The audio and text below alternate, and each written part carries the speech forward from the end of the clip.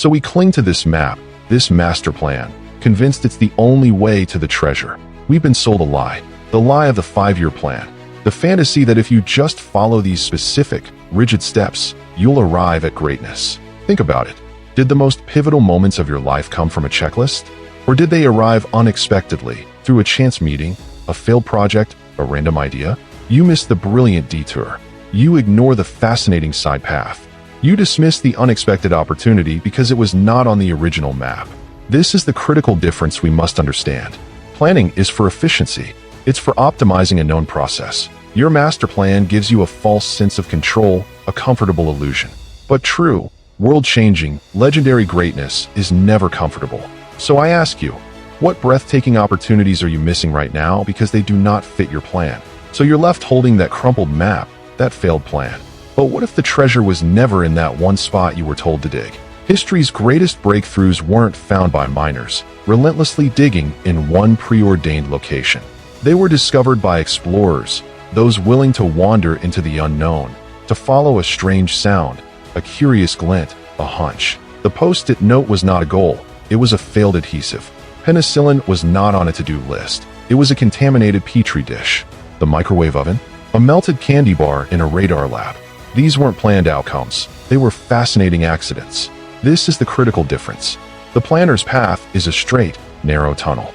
It's efficient, yes, but it's also a trap. It blinds you to the wonders just outside your field of vision. The discoverer's path?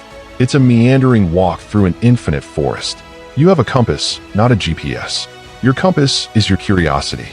It points toward what's interesting, not just what's efficient. And that pressure to hit every milestone, that demand for a guaranteed return on every minute, that is the killer of genius. It murders the creative experimentation that changes everything. This is not about having no destination. It's about choosing a better one. Not a single, fixed point on a map, but a direction. A valley to explore, not a single nugget to find. Your goal is not to avoid goals. It's to embrace an objective so broad and adaptive that it allows for the magic of serendipity. Because the greatest discoveries are never the ones we planned for. They are the wonders we stumble upon while we're busy looking for something else entirely. So the map is gone. The single-minded digging got you nowhere. This is not a moment of loss. It's a moment of liberation. Now, you get to build something better than a plan.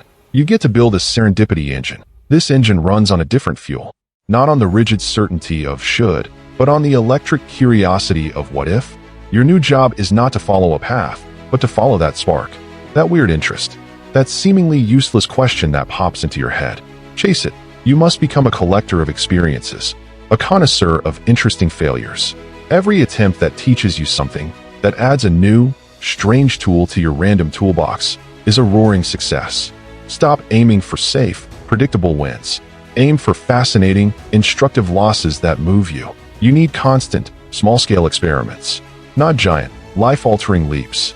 Tiny bets, productive meandering. Try the thing, talk to the person, read the weird book, take the odd class. You are not wandering aimlessly. You are strategically diversifying your chances for a lucky break. You cannot know which combination of your skills, which random tool from your box, will be the master key. The unique intersection of your weird experiences is where greatness hides. It's not in a plan.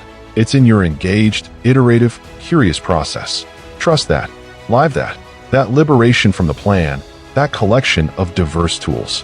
It was not preparation for a different destination. It was the destination itself. The uncertainty is not a bug in the system.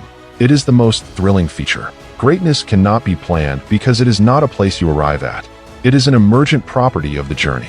It's the person you become on the way. It's the destination that only reveals itself to those courageous enough to get truly lost. So I challenge you to relinquish that exhausting grip on a predetermined future. Stop trying to connect the dots looking forward. Instead, invest that very same energy into becoming.